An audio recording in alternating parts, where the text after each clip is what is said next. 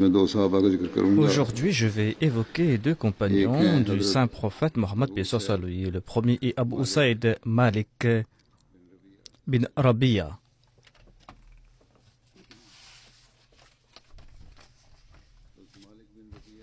मालिक बिन Rabia Malik bin Rabia अपनी कुनियत अबू सैद से मशहूर हैं। est connu comme Abu Usaid. अपने आप का नाम बलाल बिन रबिया बयान करते Certains disent qu'il s'appelle Bilal bin Rabia. हैं। कबीला खजरत के Il appartenait au clan Banu Sa'd des Khazraj.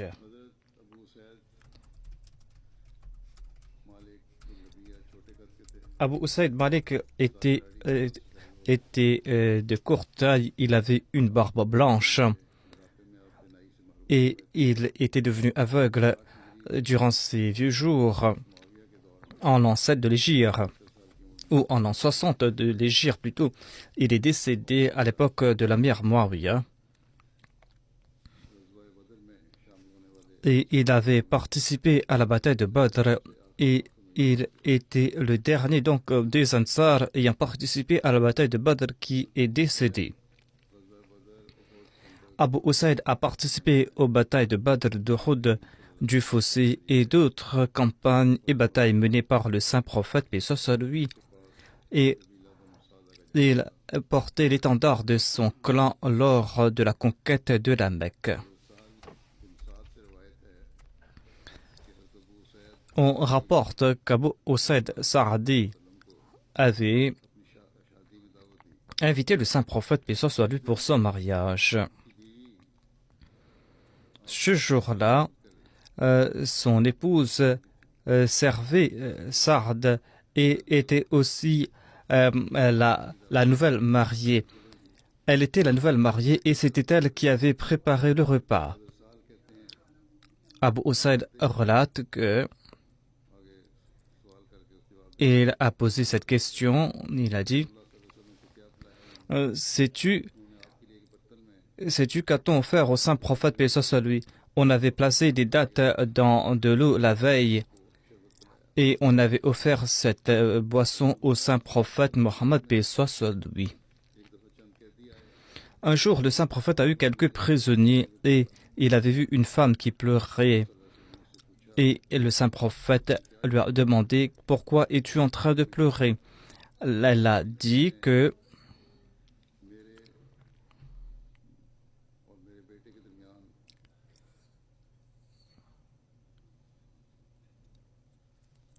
बनु उवैस ने फरोख्त करके दूरी डाल दी। quelqu'un a vendu mon fils à une autre tribu. Et le saint prophète a fait venir le propriétaire du prisonnier. Il a vu que c'était Abu Usaid. Il a dit Est-ce que tu as séparé cette femme de son fils?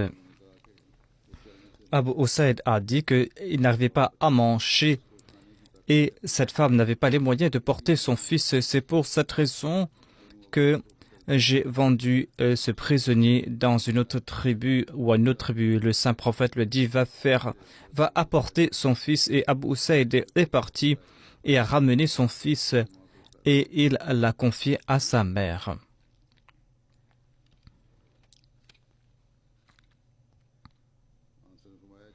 Le saint prophète a déclaré qu'elle ait les moyens ou pas, ou la force ou pas, on ne peut pas nuire à une femme en la séparant de son enfant, même si c'est une femme prisonnière, une femme esclave. Le saint prophète Mohammed lui avait fait une course ou avait organisé une course de chevaux ou de chameaux. Bilal avait pris les rênes de la chamelle du saint prophète et cette chamelle a remporté la course. Et lors d'une course de cheval, eh bien, Abu Usaid était le cavalier qui avait monté le cheval du saint prophète Mohammed lui et le cheval du saint prophète a remporté cette course. Hadrat Saad rapporte que lorsque Abu Usaid a eu un fils, Munzir bin Abi Usaid, eh bien, on l'a apporté au saint prophète Mohammed lui. Le saint prophète l'a placé sur sa jambe ou sur ses cuisses. Abu Usaid était là et le saint prophète Mohammed lui s'était occupé à ses affaires. il est parti de là. Abu Usaid a fait un signe. Abu Usaid, quant à lui, n'est pas parti où le saint prophète, où certaines personnes ont pris d'enfants des cuisses du saint prophète. Mais lorsque le saint prophète est retourné, il a demandé où se trouvait l'enfant. Abu Usaid a déclaré au prophète d'Allah, nous l'avons envoyé à la maison. Le saint prophète a demandé quel est son nom. Abu Usaid a dit que Abu Usaid lui a présenté le nom et le saint prophète a dit non, il s'appelle Munzir. Et à partir de ce jour, il a donné le nom de Munzir à cet enfant. Les gens disent ou expliquent pourquoi il avait donné ce nom. Parce que Munzir bin Amr était le cousin du saint prophète. Il était le cousin d'Abu Usaid. Eh bien, le saint prophète a donné le nom de ce compagnon qui est tombé en martyr au fils d'Abu Usaid. Suleiman bin Yassir rapporte qu'avant le martyr de Uthman, Abu Usaid Sardi avait perdu la vue. Il a perdu la vue et il disait à ce propos, je remercie Dieu. Je remercie Dieu qui m'a accordé la vue lors de la vie du saint prophète Mohammed sur lui. Et j'ai vu toutes ces bénédictions. Ensuite, quand Allah a voulu éprouver les gens, eh bien, j'ai perdu la vue. J'ai perdu la vue afin que je ne vois pas cette situation des plus déplorables. Uthman bin Ubaydullah, qui était l'esclave affranchi de Saad ibn Abi Waqqas, a déclaré que j'ai entendu d'Abu Qatada, de Abu Huraira et de Ibn Omar, où j'ai vu Abu Usaid Sardi. J'ai vu tous ses compagnons. Eh bien, nous sentions leur parfum. Le parfum qu'ils portaient, c'était un parfum qui était fait du safran. Un autre compagnon avait confié la tâche à Abu Saïd de récolter la sadqa ou l'aumône et de distribuer l'aumône. Il venait frapper les portes et les gens offraient leur aumône.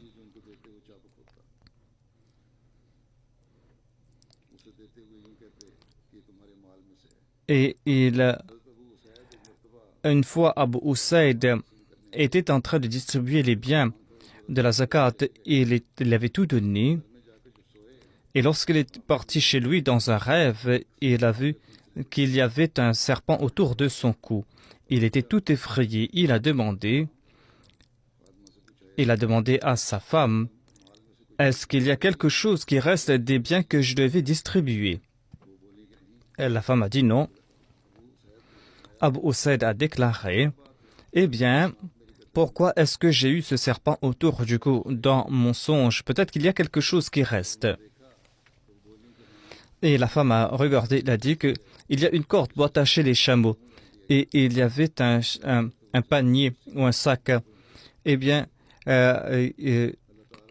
Abu Usaid est parti retourner ou donner cette corde. Ainsi, ses compagnons marchaient sur les voies les plus subtiles de la taqwa et respectaient l'amana, et il était de grands exemples à cet égard. C'est pour cette raison que Dieu lui avait guidé dans ce rêve. Ammar bin Razia relate de son père qu'il y avait quelques jeunes qui ont posé des questions à propos des Ansar et de leurs qualités qui ont été évoquées par le saint prophète. Abu Usaid a déclaré que j'ai entendu le saint prophète, paix soit sur lui, déclarer que de toutes les tribus des Ansar, la Banu Najjar est la meilleure. Ensuite, il y a les Banu Ash'ar. Ensuite, Banu Haris bin Khazraj. Ensuite, les Banu Sa'd. Et il y a du bien de la part de tous ces clans des Ansar. Abu Usaid a déclaré que si je devais accepter quelque chose de bien, eh bien, je commencerai par la famille de Banu Saad ou du clan des Banu Saad. Hadrat Muslim Maud radhiyallahu a évoqué un fait historique. Il a déclaré que lorsque l'islam a commencé à se répandre, eh bien, une femme de la tribu Qinda qui s'appelait Asma ou Umayma, eh bien, cette femme avait un frère qui s'appelait Luqman. Et Luqman s'est présenté au saint prophète comme représentant de son peuple. Et il a voulu que sa sœur se marie au saint prophète. Et il a fait cette requête au saint prophète, à savoir que ma sœur s'était mariée et à présent elle est veuve. Elle est belle et elle est capable, elle est bonne. Mariez-vous avec elle. Et étant donné que le saint prophète voulait établir cette unité entre les tribus arabes, il a accepté sa requête. Il a déclaré que je vais accepter cette requête. Eh bien, la personne dit que nous sommes très riches. Eh bien, cette dot que vous allez offrir est très peu. Et le saint prophète a déclaré que je n'ai pas donné plus que cela comme dot. Eh bien, il a dirigé la prière, le nikah. Ensuite, on a demandé au saint prophète Mohammed lui d'envoyer quelqu'un afin de faire venir la femme. Le saint prophète lui a envoyé Abu Usaid pour faire venir la femme. Il est parti là-bas. L'a appelée chez elle. Et Usaid a déclaré que vous devez porter le voile. C'est un ordre qui a été donné pour les femmes du saint prophète Mohammed lui. Et elle a fait venir la femme. Et elle a logé dans une maison qui se trouvait autour d'une datterie.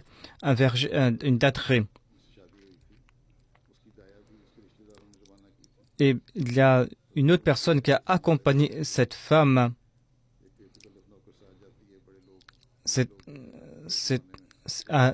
Il y avait cette tradition dans le passé qu'on envoyait un domestique afin de faire venir la femme ou l'épouse. Étant donné que cette femme qui s'était mariée au saint prophète ou qu'il y a eu cette requête, eh bien, étant donné que cette femme était connue pour sa beauté, étant donné que les autres femmes voulaient voir la nouvelle mariée, lorsqu'il y a une nouvelle mariée, eh bien, les voisines veulent la voir ou la rencontrer. Eh bien, les femmes de Médine sont parties la rencontrer, cette femme qui était connue pour sa beauté. Et cette femme, eh bien, et on a dit à cette femme que lorsque tu vas voir le saint prophète, dis au saint prophète que je demande la protection d'Allah contre vous. Et c'est là qu'il va s'intéresser davantage à toi. Hadrat Muslim Maud a déclaré que il se peut qu'un hypocrite ait dit cela à cette femme à travers son épouse. En tout cas, lorsque le saint prophète a su que cette femme était venue, il est parti dans cette maison qui était choisie pour cette femme. Et selon le hadith, lorsque le saint prophète est parti la voir, eh bien, il a dit que la femme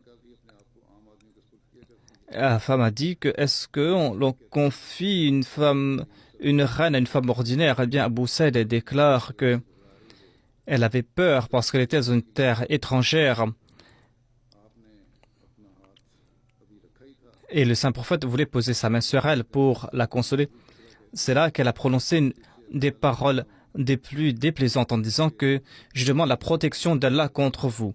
Étant donné que le prophète a peur d'Allah, étant donné qu'il comprend la grandeur de Dieu, en entendant cette phrase, le saint prophète a dit que tu as demandé la protection d'une très grande personne. Et celui qui accorde une grande protection, c'est pour cette raison que j'accepte ta requête. Ainsi, le saint prophète Mohammed lui est sorti tout de suite. Il a déclaré au Abu Saïd ou Abu Saïd, offre-lui quelques couvertures et retourne-la chez elle. Ainsi donc, comme faveur, le saint prophète lui a offert 2 manteaux afin de respecter l'ordre du Saint-Coran. Voilà tansawul fadla bainakum. C'est-à-dire que vous ne devez pas oublier les faveurs entre vous. Eh bien, en accord à cet ordre du Saint-Coran, le saint prophète lui a accordé ou lui a donné d'autres biens en sus de sa dot.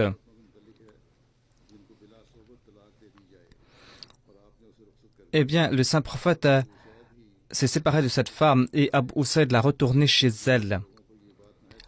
Les gens de sa tribu étaient très embarrassés et l'ont tourmentée. Mais elle répondait que c'est là mon malheur à moi.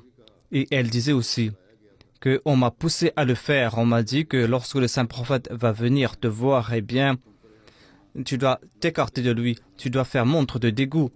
Et c'est là que tu auras le dessus sur lui. On ne sait pas quelle est la raison véritable, mais en tout cas, elle a fait montre de dégoût à l'égard du saint prophète Mohammed soit lui, et le saint prophète s'est séparé de lui et l'a renvoyé chez elle.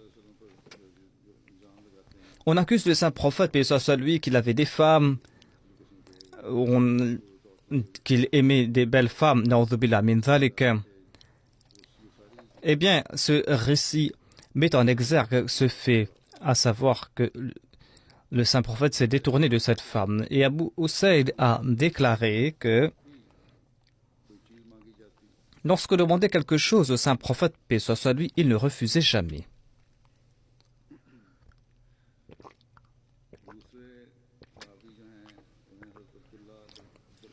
Abdullah bin Abdul Asad est le 2e compagnon.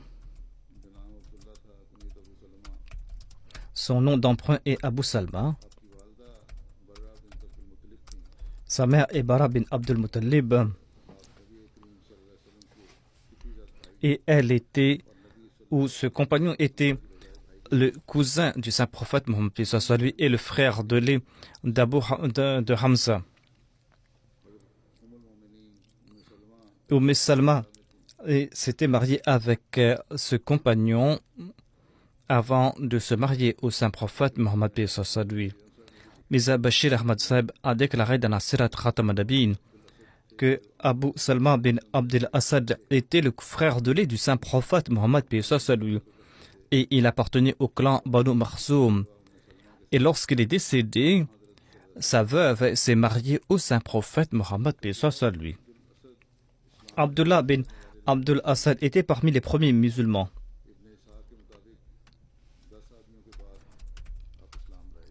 Il était la 11e personne à embrasser l'islam.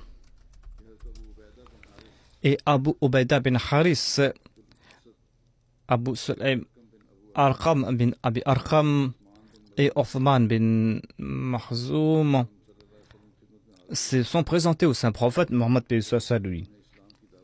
Et le saint prophète les a invités vers l'islam. Il a récité le Saint-Coran et ces gens ont embrassé l'islam. Ils ont témoigné que le saint prophète Mohammed lui est sur la voie de la droiture.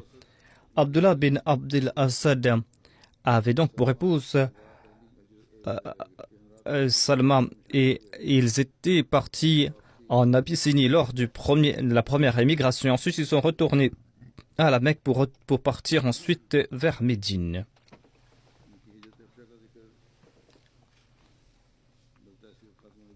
Dans la Sirat Khatam al-Nabiyyin, on trouve mention de leur voyage en Abyssinie lorsque la persécution n'a cessé de prendre de l'ampleur à la Mecque contre les musulmans. Le saint prophète a dit aux musulmans de partir en Abyssinie. Il a dit que le roi de l'Abyssinie est un roi juste et qu'on ne persécute jamais personne là-bas sur ces terres.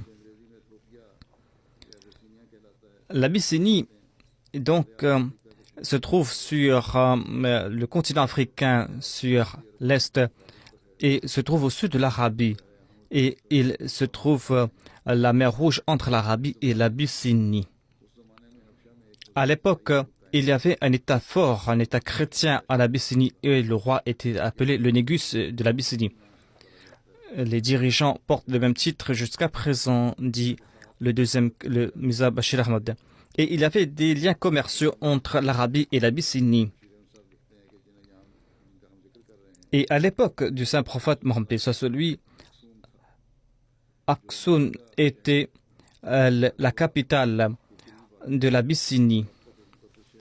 Et c'est une ville qui est sainte jusqu'à présent. Aksum, à l'époque, était un grand centre. Et le roi s'appelait As'ama. Il était un roi juste, un très grand roi.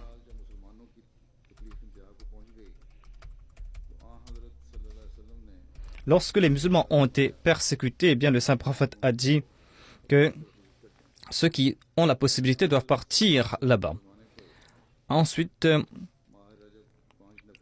en l'an 5 de l'Hégire, en l'an 5 de l'apostolat, eh bien, ses compagnons sont partis là-bas, parmi lesquels se trouvait Ousmane bin Affan, Ruqayya bin Rasulullah sallallahu alayhi wa sallam, son épouse, Abdurrahman bin Auf, Zubayr bin al-Awwam, Abu Huzaifa bin Utba, Usman bin Makhzoum, Musab bin Umair, Abu Salama bin Abdel-Assad et Salama, son épouse.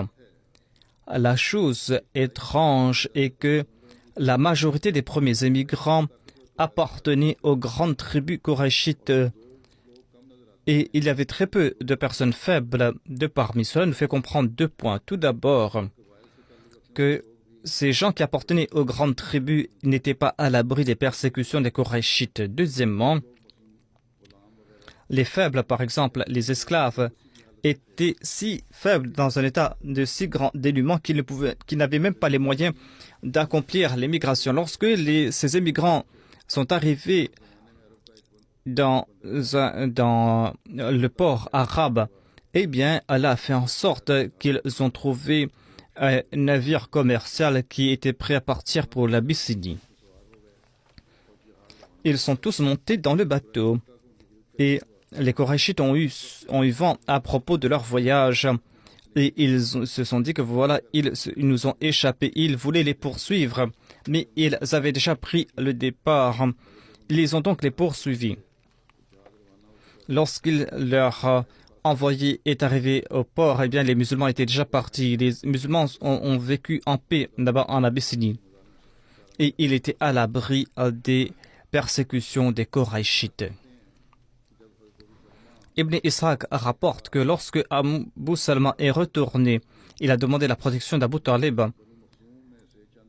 Eh bien, quelques personnes d'Abu Makhzoum sont venues partir voir Abu Talib. On dit que tu as accordé la protection à ton nouveau Mohammed, mais tu ne peux pas accorder la protection à notre frère Abu Salma. Abu Talib a déclaré, il a demandé ma protection et il est aussi mon neveu. Si je ne protège pas mon neveu, eh bien, si je ne pouvais... Abu Lahab a déclaré que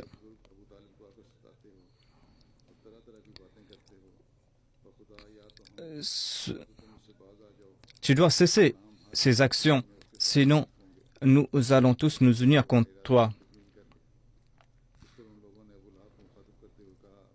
Et ces gens ont dit à Abu Lahab que nous détestons ce que vous détestez. C'était donc une conversation entre les adversaires du saint prophète, paix soit lui.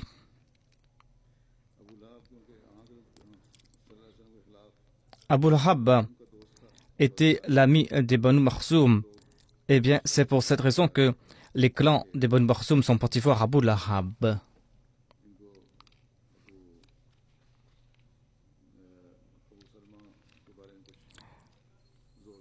Et il voulait donc lui mettre la pression afin d'arrêter Abu Salma. Mais Abu Talib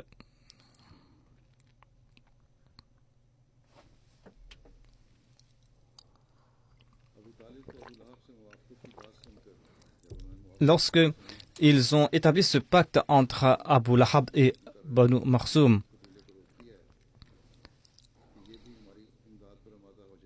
चुनांचे उन्होंने चंद अशार कहे जिनमें अबू Abu, लहब की तारीफ की। Abu Talib, की इमदाद पर उसे तरगीब दिलाई। Abu Talib a mentionné quelques vers d'un poème. Mais en tout cas, ce pacte n'a pas eu d'effet, la persécution n'a cessé de prendre de l'ampleur.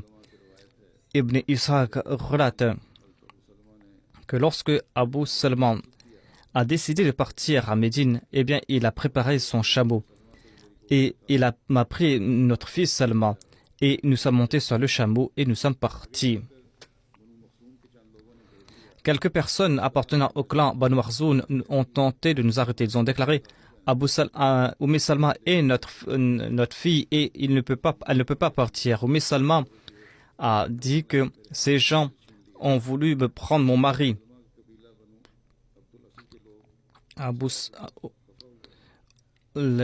Les tribus, ils ont voulu donc prendre le fils d'Oumé Salma. Et ainsi donc, l'autre clan a pris l'enfant. Le clan de la fille a pris la femme.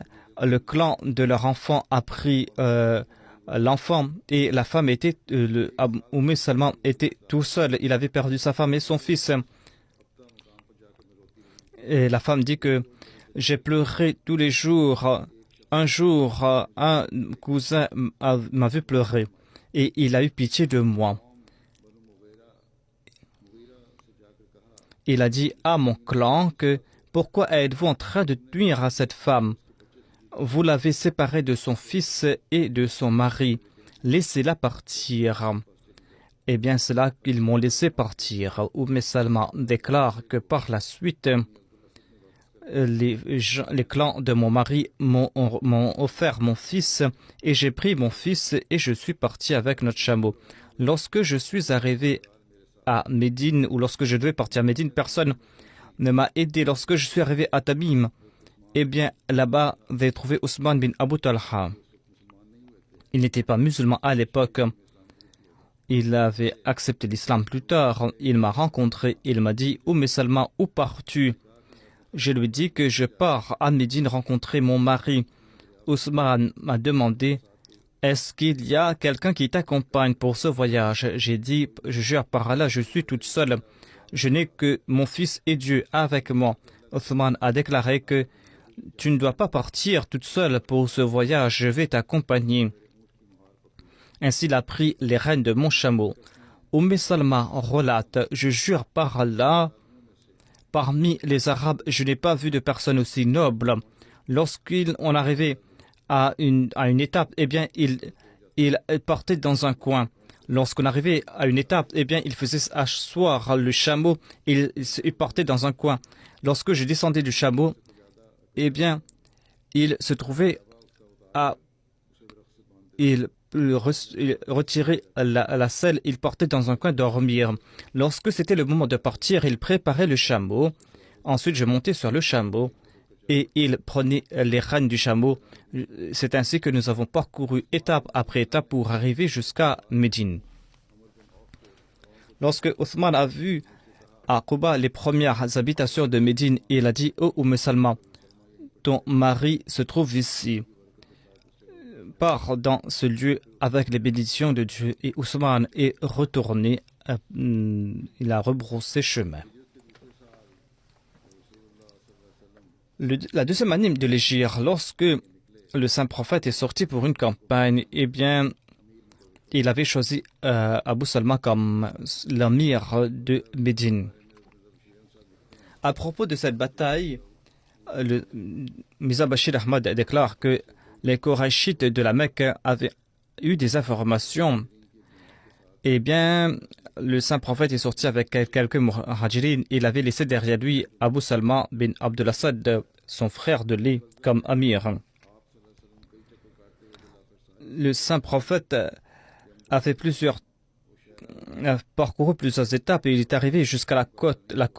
Il n'y a pas eu de combat, mais il a établi un pacte avec un clan qui se trouvait dans le coin et il est retourné. il y avait ce pacte avec la Banu Zamra, c'est-à-dire qu'ils vont établir un lien de fraternité avec les musulmans. Ils ne vont pas aider les ennemis des musulmans.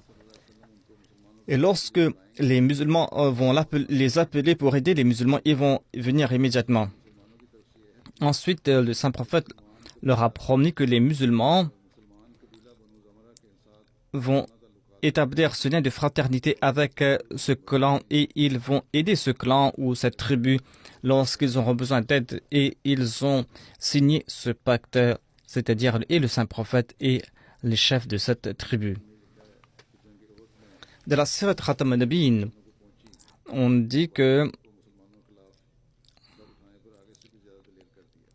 lorsque les musulmans ont subi un revers à la bataille d'Uhud, eh bien, certaines tribus se sont soulevées contre les musulmans.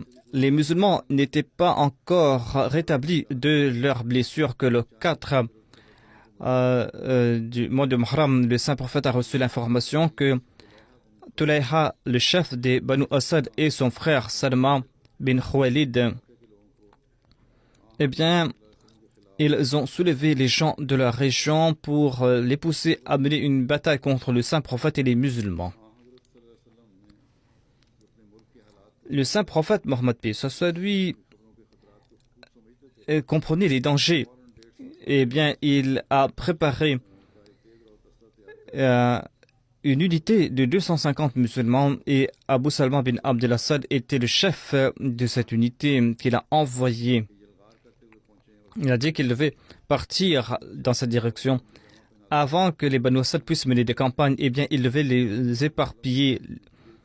Abu Salman, silencieusement mais rapidement, est parti vers la tribu Banu Assad et ils les ont entourés. Mais il n'y a pas eu de combat.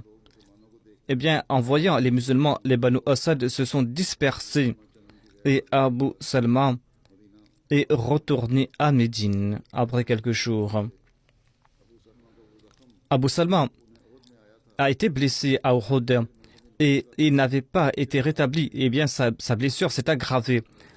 En dépit de s'être fait traiter, eh bien, il est décédé de cette blessure après quelque temps. Ce compagnon sincère, qui était le frère adolé du saint prophète, puis ça lui est décédé de suite de ses blessures. On a lavé sa dépouille tout près d'un puits. Ce puits s'appelait Al-Abir et le saint prophète a changé le nom de ce puits. Et Abu Salman a été enterré à Médine. Après le décès d'Abu Salman, le saint prophète a fermé ses yeux et après son décès, il a prié « Ô Allah, accorde-t-on pardon à Abu Salman, exalte son statut, fasse qu'il soit parmi les guidés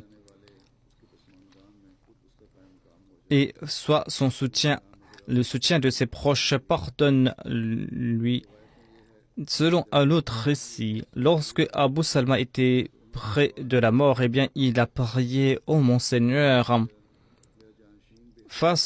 accorde à ma femme ou à mes proches le meilleur soutien. » Dieu a exaucé cette prière et c'est là que le saint prophète s'est marié à la veuve d'Abdullah bin Abdel Assad.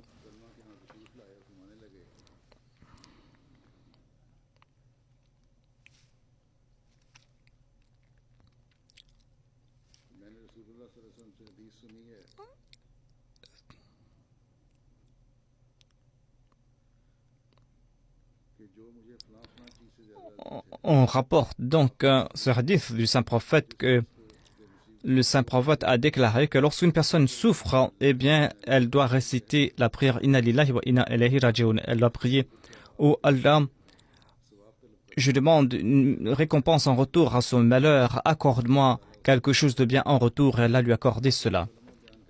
Mais Salman rapporte que lorsque Abu Salman, son mari, est tombé en martyr, elle a prié en ce sens, alors que elle ne voulait pas prier et elle a dit « Oh Allah, accorde-moi quelque chose de bien en retour à la mort de mon mari. » Elle s'est demandé qui est meilleur qu'Abu Salman. Est-ce qu'il ne possédait pas telle ou telle qualité? Elle possédait de très grandes qualités, mon défunt mari. mais quand même j'ai prié en ce sens et je ne cessais de prier. Lorsque le temps d'attente de Salma était terminé, eh bien, elle a reçu un message du saint prophète et c'est là qu'elle s'est mariée au saint prophète Mohammed paix soit lui. Sebzata Mirza Bashir Ahmad a déclaré dans son livre Sirat Khatam al-Nabiyyin qu'en l'an 4 de l'Hégire, au cours du mois de Shawwal, le saint prophète s'est marié à Salma, la veuve d'Abu Salma. Salma appartenait à une lignée noble des Qurayshites et elle s'était mariée à Abu Salma bin Abdel Assad. C'était un compagnon des plus sincères du saint prophète, paix soit lui. Et elle est décédée et par après le temps de veuvage Salma, eh bien, après cette période d'attente, au cours de laquelle elle ne pouvait pas se marier, eh bien, Salma était une femme qui était capable. Abu Bakr a voulu se marier avec elle, mais Salma a refusé.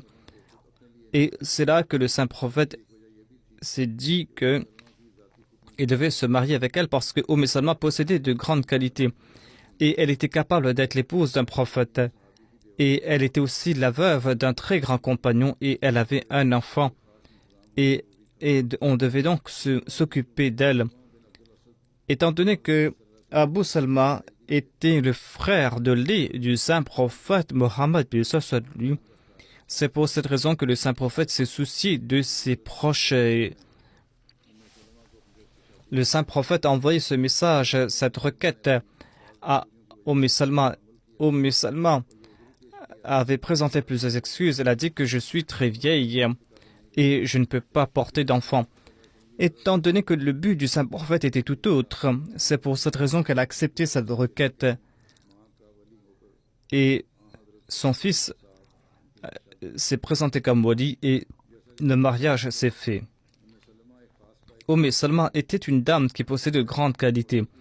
C'était une dame très pure, très intelligente, elle était sincère dans sa foi et elle était de parmi ceux qui étaient partis en Abyssinie et à Médine, elle était parmi les premières femmes où Salma savait lire et elle s'est occupée de l'éducation des femmes musulmanes. Et on trouve de nombreux hadiths qui ont été rapportés par Salma. Et bien, elle est dans la deuxième parmi tous les compagnons hommes et femmes et la deuxième parmi les épouses du saint prophète. Voilà donc une mention de quelques compagnons qu'Allah exalte le statut de ces compagnons, qu'Allah fasse que nous puissions perpétuer les bonnes œuvres qu'ils ont accomplies.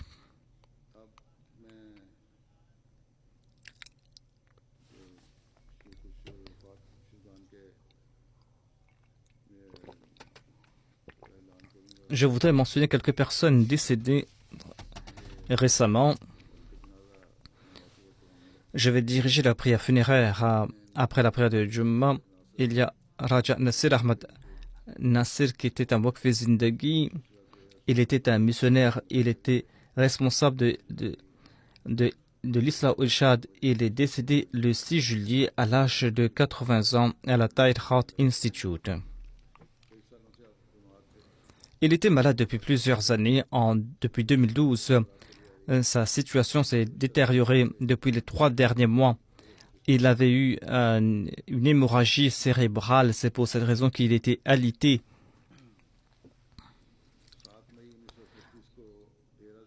Il est né dans la région de Sargodha. Il avait fait ses études élémentaires. Ensuite, il a travaillé dans le département de l'éducation pendant quelque temps et ensuite, il avait dédié sa vie en 1952. Il a complété ses études de Shahid par la suite. Son père, Raja Ghulam, était le premier Ahmadi de sa famille. Il avait prêté le serment d'allégeance sur les mains du deuxième calife. Par la suite, sa femme et ses frères ont accepté l'Ahmadiyya.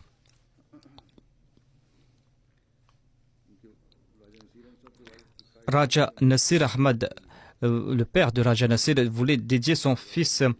C'est ainsi que Raja Sahib a rempli le formulaire de Waqf-e-Zindagi et Raja Nazir Ahmad a apporté la lettre et il a dit à son frère que réfléchis beaucoup parce que c'est une grande responsabilité le fait de dédier sa vie. Mais le défunt a dit que j'ai beaucoup réfléchi. Eh bien, c'est toi qui devais signer parce que son père a été décédé. C'était lui le responsable de la famille. Ainsi donc, il a fait ses études à la Jamia. Et il a complété ses études et il est parti travailler sur le terrain. Après avoir complété ses études, eh bien, il a servi la Jamaat pendant plusieurs décennies. Il a servi comme missionnaire au Pakistan dans différentes régions. Et à l'époque, le Pakistan et le Bangladesh étaient un seul. Et il a travaillé dans la région du Bangladesh. Et bien, il a servi aussi en Ouganda, en Zaïre, en Indonésie. Il a servi aussi en tant qu'enseignant à la Jamia Ahmadiyya. Ensuite, et au sein de la Sadr Anjuman Ahmadiyya, il a servi comme Naïb Nazir. Ensuite, il a servi en différents postes. Il a été aussi responsable de la Rishtanata et responsable aussi des publications. Et en 2012, il a pris sa retraite. Son épouse était sa cousine aussi. Elle est décédée alors qu'il était en vie. Et le défunt a laissé derrière lui a eu 3 fils. Deux de ses fils habitent ici au Royaume-Uni et un de ses fils est un missionnaire et il est au Pakistan. Le défunt avait une très grande confiance en Dieu. C'était quelqu'un qui priait beaucoup. Son fils écrit que lorsqu'il était au Bangladesh, un jour, il y a eu un incendie et le feu s'est approché des maisons des Ahmadis. Il a prié, ô Allah. Le Messie a déclaré que le feu est notre serviteur, le serviteur de nos serviteurs. Eh bien, protège-nous de ce feu. Eh bien, le feu s'est rapproché des maisons des Ahmadis. Eh bien, le feu est retourné et le feu ne s'est pas avancé. Les maisons des Ahmadis étaient à l'abri. Lorsque le défunt était en Ouganda, la situation s'était détériorée en raison de la guerre civile, mais il portait quand même à accomplir le tablir.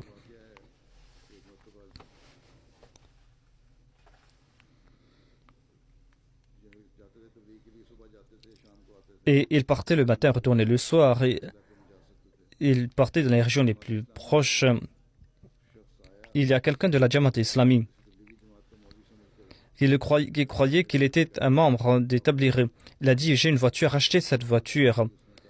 Il a dit que prenez cette voiture pour $1400.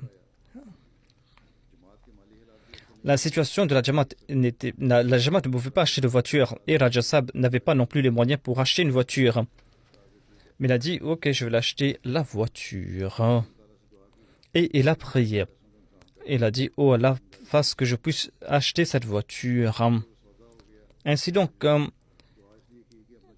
il priait afin qu'il puisse partir à accomplir le tablir facilement. On avait déjà donc, on devait donner l'argent après quelques jours. Il a dit qu'un jour j'ai ouvert la boîte postale et j'ai eu cette lettre, une lettre de la part d'un frère qui était du Canada, qui avait écrit que dans un rêve, j'ai vu que vous avez besoin de $1500, $1050. Je ne sais pas pourquoi vous en avez besoin, mais je vous envoie cet argent. Et il a envoyé ce chèque de la somme. Il y a d'autres incidents de ce genre concernant l'exaucement de ses prières. Il aimait réciter le Saint-Coran. Il a dit que mon père voulait terminer le Saint-Coran. Eh bien, il a complété plusieurs lectures du Saint-Coran quand il était en voyage ou lorsqu'il était en bateau. Partout, il priait, même lors de ses voyages, il lisait le Saint-Coran. Son fils qui est Waqf Zindagi et qui est missionnaire, qui travaille dans le Wakalat Tastif de Rabwa, Raja Abdul Manan ou Ataul Manan, déclare que notre père nous a donné toujours deux conseils. Premièrement, de ne jamais être coupable de polythéiste, et deuxièmement, d'être toujours attaché au califat, quelle que soit la situation. Et c'était là ces deux centres d'intérêt tout au long de sa vie. Il a eu un très grand respect pour sa mère. Il était si obéissant envers sa mère que même si la mère répétait quelque chose, il l'écoutait attentivement et il ne disait jamais que vous avez déjà donné ce conseil. Sabru, qui est la femme du missionnaire, qui est son fils, eh bien, elle relate qu'au cours de 18 ans, j'ai vécu en compagnie de mon beau-père et de ma belle-mère et ils m'ont toujours honoré. Et mon beau-père disait à ma mère que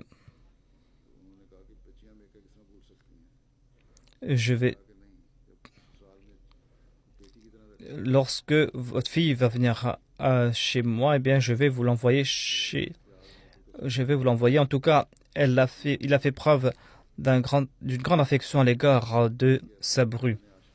Sabru a déclaré que mon beau-père avait un grand amour pour Allah, le Saint-Coran, le Saint-Prophète, le Messie promis et les califes. C'était quelqu'un qui était très instruit. Il possédait de très grandes qualités et tous les mois, il complétait une lecture du Saint-Coran.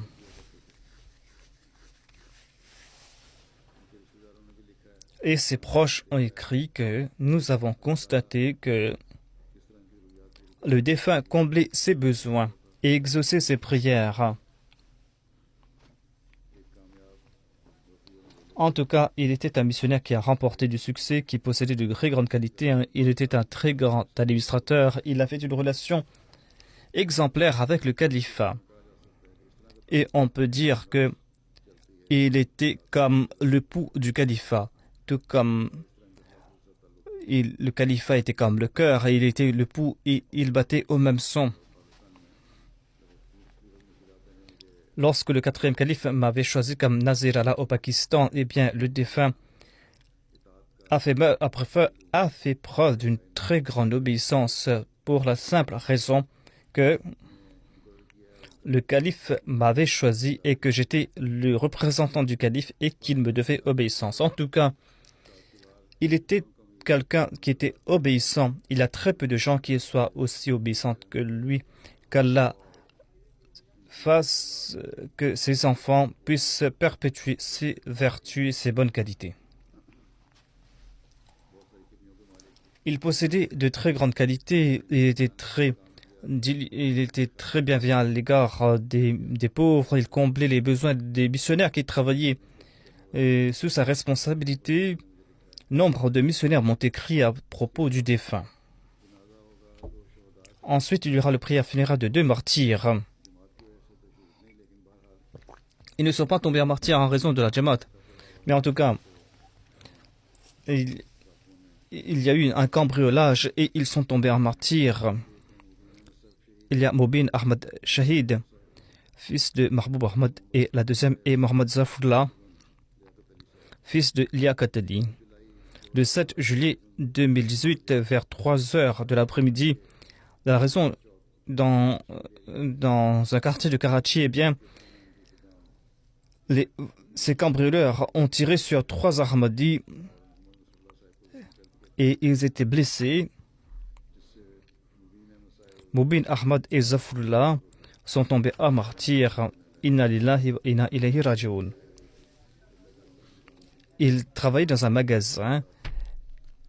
Eh bien, ils avaient résisté. C'est pour cette raison que les assaillants les ont tirés dessus.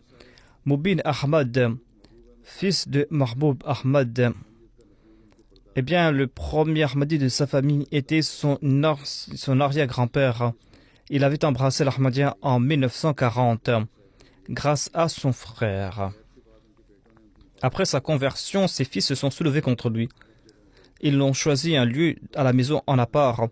Ils avaient séparé son lit et ses récipients, mais le défunt, l'arrière-grand-père, avait preuve d'une très grande patience. Le grand-père du défunt, quant à lui, Ali Mohammed, était un opposant de la Jamaat.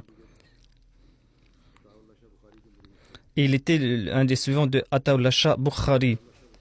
Lorsque Ataullah Shah Bukhari, lors de la partition de l'Inde, eh bien, lorsqu'il a prononcé les paroles, lorsqu'il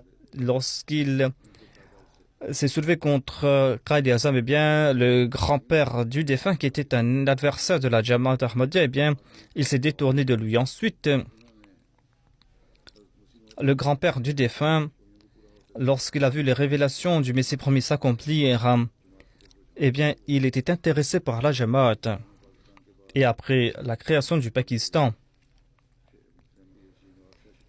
cette famille s'est établie à Nawab Shah. Et lors de la visite du deuxième calife dans la région du Sindh, eh bien, le grand-père du défunt est parti accueillir le calife à la gare. Lorsqu'il a vu le visage du calife, il a déclaré que ce n'est pas le visage d'un menteur. Et il lui a prêté allégeance et il a embrassé l'Ahmadiyya. Mubin Ahmad avait complété sa licence. Il n'avait que 20 ans lorsqu'il est tombé à martyr. Il possédait de très grandes qualités. C'était quelqu'un de très sérieux. Mubin Ahmad accomplissait les 5 prières quotidiennes. Il faisait preuve d'une très grande affection. C'était un jeune qui était très actif.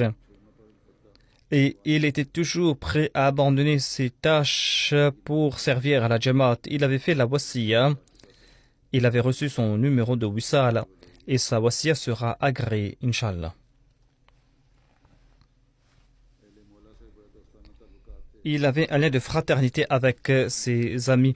Tout le monde fait ses éloges. Mubin Ahmad a perdu Mohammad Zafrullah aussi, qui était son cousin. Il laisse derrière lui son père, Mahboub Ahmad, sa mère, Amtul Hafiz Begum, et sa sœur, Mubina Ahmad, une sœur qui a 13 ans, 16 ans, et un frère qui a 13 ans. Il a laissé derrière lui donc ses frères et sœurs et ses parents. Mohammad Zafrullah est le deuxième martyr. Il avait reçu 3 balles lors de l'incident. Il était blessé au rein. Il a été opéré. Il s'était rétabli, mais par la suite, sa situation s'est détériorée et les médecins ont décidé de l'opérer, mais il a rendu l'âme la veille de l'opération. Inna lillahi wa inna ilayhi raji'un. Le premier Ahmadi de sa famille était son arrière-grand-père, Ghulam Din Sab. Il était de la région de Gurdaspur. Et il était quelqu'un qui travaillait dans les champs d'un compagnon du Messie promis. Un jour, il est parti avec cet ami à Qadian. Il a rencontré le Messie promis d'Islam et il lui a prêté allégeance. Mohammad Zafrullah, le martyr, est né en octobre 1993. C'était quelqu'un qui était très jovial. Il était toujours souriant et il participait dans toutes les œuvres de la Jamaat.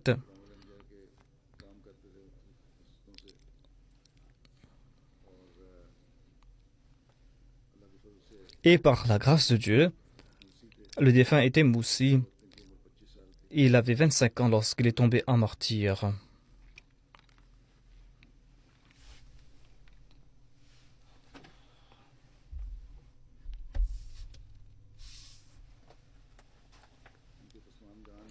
Il laisse derrière lui son père Liaquat Ali, Nasira Begum sa mère, 5 frères, Wajahat Ahmad, Mansour Ahmad, Mustansir qui a 18 ans et Mohammad Zafrullah qui a 14 ans et un autre frère.